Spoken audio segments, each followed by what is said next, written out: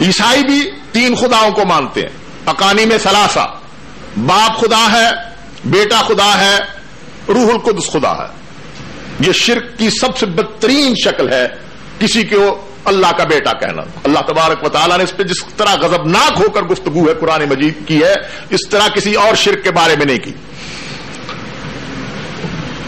مجوسیت ساسانی طرز حکومت جو نوشیروان عادل سے چلا آ رہا تھا، اس کا اصل پس منظر بھی یہ ہے کہ خاندانی عصبیت کی بنیاد پر ایک خاندان عظمت کا حامل ہے، وہ لوگوں پر حکومت کرنے کے لیے بنایا گیا ہے اور باقی سب لوگ اس کی رعایا کے طور پر زندگی گزارنے کے لیے تیار۔ گویا تینوں بڑی تہذیبیں جن کے ساتھ مسلمانوں کا، صحابہ کرام کا، پیغمبر دو عالم کا براہ راست تصادم ہونے والا تھا، وہ تینوں خاندانی عظمت کے حوالے سے اپنے آپ کو زندہ رکھے ہوئے تھی۔ وہاں ایک خاندان کو عظیم خاندان سمجھا جاتا تھا۔ پیغمبر دو عالم امام الانبیاء علیہ التحیۃ والسلام آئے تو آپ نے آ کر ضرب کاری لگائی خاندانی عظمتوں کے بتوں پر۔ لا فضل لعربی علی العجمی ولا لعجمی، ساری باتیں اپنی جگہ پہ۔ یا ایھا الناس انا خلقناکم من ذکر وانثی وجعلناکم شعوبا وقبائل لتعارفوا ان اکرمکم عند اللہ اتقاکم ان اللہ علیم خبیر۔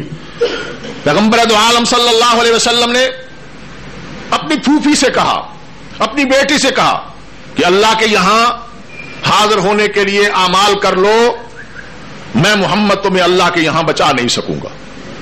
پیغمبر دو عالم صلی اللہ علیہ وسلم نے اپنے خاندان کو دوسرے خاندانوں پر محض اس لیے کہ وہ ہاشمی ہے، وہ قریشی ہے، وہ محمد کے خاندان ہے، کوئی عظمت نہیں دی۔ یہاں فیصلہ ہوا کہ جو محمد کا کلمہ پڑھے گا وہ عظیم ہے، جو کلمہ نہیں پڑھے گا خونی رشتہ دار ہونے کے باوجود سے کوئی عظمت حاصل نہیں۔ حمزہ و عباس کلمہ پڑھتے ہیں تو وہ معزز ہے، ابو طالب و ابو لہب کلمہ نہیں پڑھتے تو وہ معزز نہیں ہے۔ یہ ایک معیار قائم کیا پیغمبر دو عالم، یعنی ضرب کاری لگائی، بت توڑے پیغمبر دو عالم صلی اللہ علیہ وسلم۔ اور یہ اسلام کا مزاج تھا، یہ اسلام کا، پیغمبر دو عالم صلی اللہ علیہ وسلم کا شخصی نہیں، یہ اسلام کا مزاج تھا، اور اللہ تبارک و تعالیٰ نے پیغمبر کو اسی مزاج کا داعی بنا کے بھیجا تھا۔ میں آپ سمیٹتا ہوں، اسے ایک بنیادی نقطے کے طور پر رکھیں۔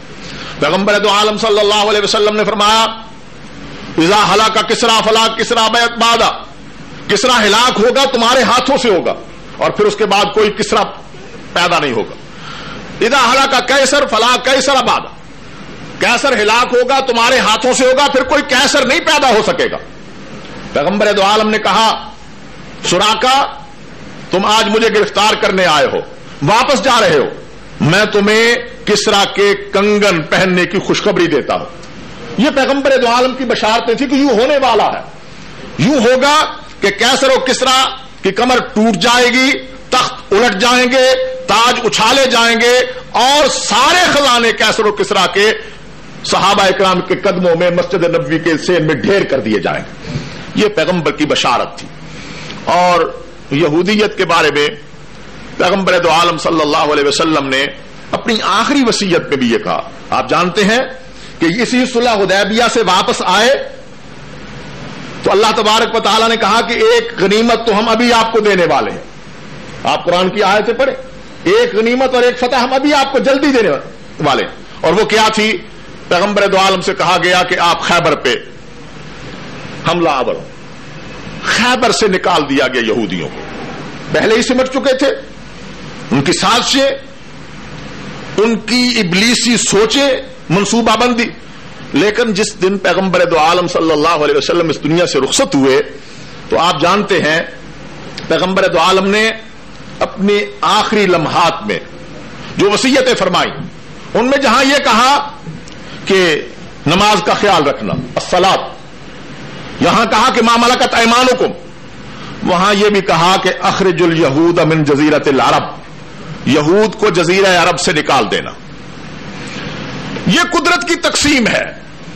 پیغمبر دو عالم اس دنیا سے رخصت ہو گئے، رومیوں کے ساتھ جنگ کا ماحول بنا تھا پیغمبر کے زمانے میں، لیکن وہ ماحول آگے نہ بڑھ سکا۔ غزوہ تبوک میں پیغمبر دو عالم 30,000 صحابہ اکرام کو لے کر پہنچے تو ایک دھاک بیٹھ گئی کفر کی زمین پر، کفر کی سرحد پر پہنچ کر پیغمبر دو عالم نے یہ پیغام دیا کہ ہم تمہارے ساتھ لڑنے کے لیے تیار ہیں، جب بھی میدان لگے گا میں نہ ہوں گا، میرے صحابہ لڑیں۔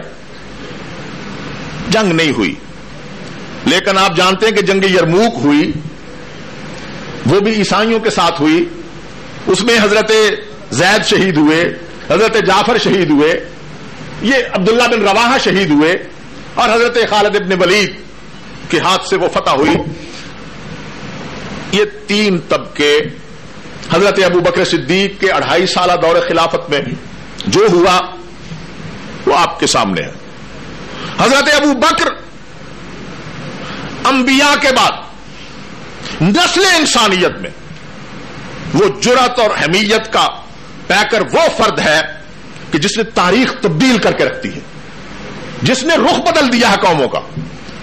اور کہا حضرت عبداللہ ابن مسعود نے، حضرت علی رضی اللہ تعالیٰ عنہ صحابہ نے کہا کہ قام ابو بکر مقام الانبیاء یوم الردہ، جس دن ارتداد پھیل رہا تھا، جزیرہ عرب ہاتھوں سے نکل رہا تھا، اس دن ابو بکر کی استقامت، ابو بکر جس مقام پہ کھڑا تھا وہ یوں لگتا تھا کہ یہ نبوت کے مقام پہ کھڑا ہے۔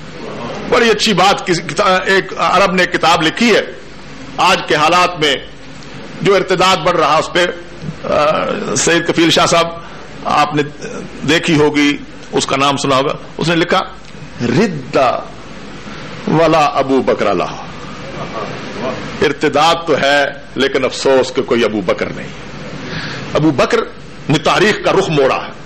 بہرحال یہ تینوں مسئلے سیدنا فاروق اعظم رضی اللہ تعالیٰ عنہ کے زمانے میں حل ہوئے۔ جزیرہ عرب سے نکال دیا حضرت فاروق اعظم نے یہودیوں کو، کیسر اور کسرا کی کمر توڑ کر رکھ دی۔ کیسر کی کمر جو ٹوٹی وہ تو ٹوٹی، کسرا کی کمر کیسے ٹوٹی؟ آپ جانتے ہیں کہ غزوہ جنگ نہاوند ہو، جنگ قادسیہ ہو، مقام بویب کا حملہ ہو، ایران جو اپنے آپ کو عربوں کے مقابلے میں طاقتور سمجھتا تھا اور عراق تک کی ساری زمین کا وہ مالک تھا، اس کی اس طرح کمر ٹوٹی، اس طرح حصے بکھرے ہوئے، خاندان اس طرح، ساسانی خاندان اس طرح ذلیل اور رسوا ہوا کہ اسے پوری دنیا میں کہیں پناہ نہیں مل رہی تھی۔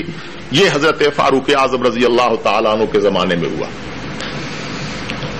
تینوں تہذیبوں نے شکست کھائی ہے اسلام سے، حضرت فاروق اعظم سے نہیں۔ حضرت فاروق اعظم کے پیچھے قوت اسلام کی ہے، پیغمبر کے نظریے کی ہے، ورنہ حضرت خالد ابن ولید سے بھی حضرت فاروق اعظم نے قیادت لے لی اور یہ ثابت کرنا چاہا کہ ہم خالد بن ولید کی تلوار کی قوت میں نہیں لڑ رہے، ہم اللہ کی قوت کے سہارے پر لڑ رہے۔ یہ بات یاد رکھیے، کبھی یہ نہ کہیے کہ حضرت فاروق اعظم رضی اللہ تعالیٰ عنہ نہ ہوتے تو کیا ہوتا، اللہ حضرت فاروق اعظم کی جگہ پہ کسی اور آدمی کو کھڑا کرتا، یہ اللہ کے فیصلے۔ بہرحال تینوں قوتوں کو شکست ہوئی۔ اب میں سمیٹ رہا ہوں اس لیے کہ صرف 10 منٹ میں اور گفتگو کروں گا۔ تینوں قوتوں کو شکست ہوئی، اسلام سے شکست کھائی ہے تین تہذیبوں نے، اور صرف 7-8 سال کے عرصے میں یہ شکست خوردہ عناصر، یہ زخمی سانپ، انہوں نے ایک متحدہ تنظیم، پہلی تاریخ اسلام کی پہلی دہشت گرد تنظیم جو انتقام کی بنیاد پر، اسلام کے ساتھ تصادم کی بنیاد پر، اسلام کے پورے نظام کو تل پٹ کر دینے کی بنیاد پر اور اپنی شکست کا انتقام لینے کے لیے بنائی گئی، یہود، مجوس اور نصارہ۔